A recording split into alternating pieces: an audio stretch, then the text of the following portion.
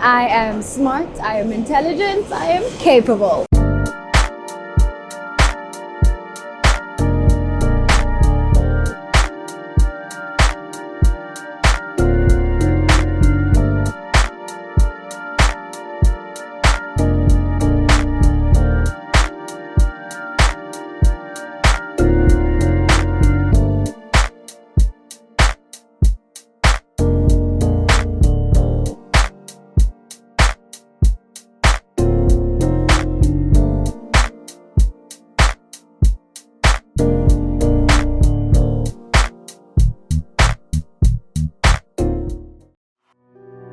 I come from a village, and you would know, but they wouldn't know how it is. The Eastern Cape, I think, is one of the most impoverished places of the country. While I was fortunate enough to have a mother who's a school principal and my dad who worked, at least I was able to go to school, but things are quite different for other people who grew up there.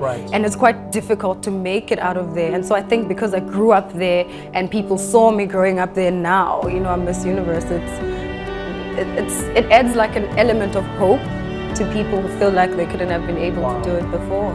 So I was a little bit of a nerd growing up. I still am, and I think I've met so many people through reading books. And through my reading, I was able to live through people's experiences. I read about a lot of great people, and so through that I just wanted to do more with my life always. And when I found out about Miss South Africa and Miss Universe, I found out that it was a way to have a platform to be able to make positive change, and that's what pushed me. The new Miss Universe is South Africa!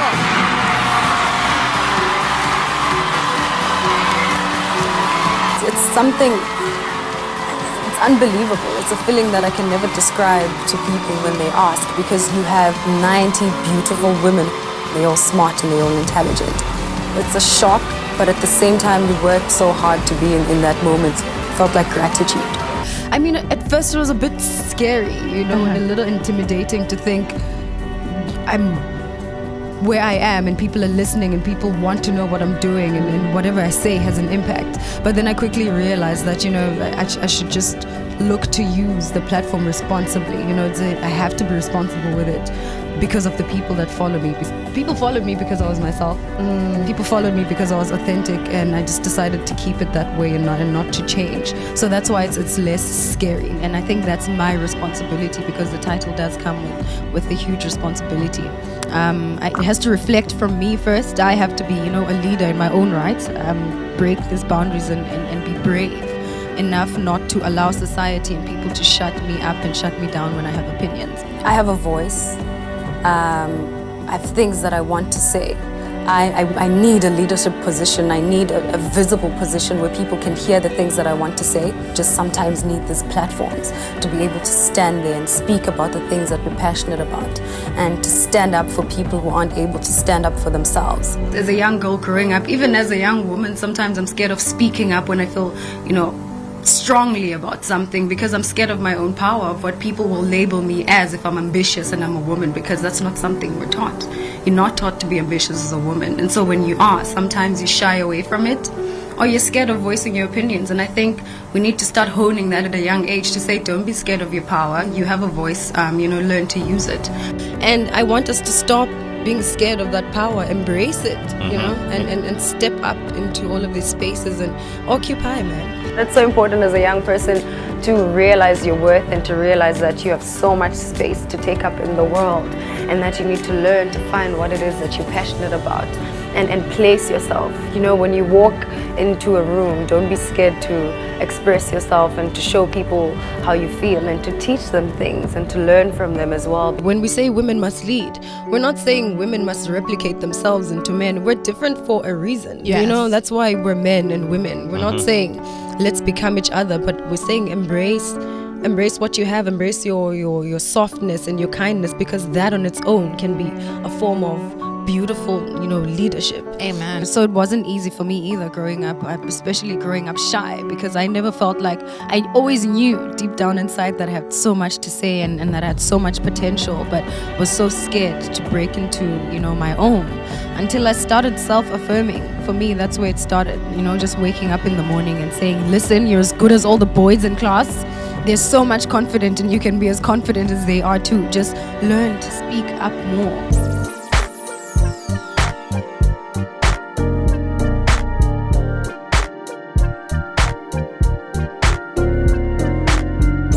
I'm so honored that I get to get this responsibility, because I do feel like it's a responsibility. Growing up myself as a young girl, opening up magazines and not, being able to see people who looked like me on TV, not being able to see people who looked like me. That does something to you as a child, to want to feel like you belong into society, to want to feel like you have space and that you matter. I've written many, many pages of inclusion because we take it for granted when we don't know how much that means to people. And it's not even a message about being black. It's a message about being different and about feeling that you don't belong in society sometimes, because people do tend to box us. And because of that, I have so many messages that I have to write to people to say you don't have to change for anything. You are who you are, and the world has to bend to your rules, and that's exactly what it is. Your dream might not be to be a Miss Universe, your dream might be to be something else, but because we're able to see things happen, we're able to believe in ourselves. It's never been just my story.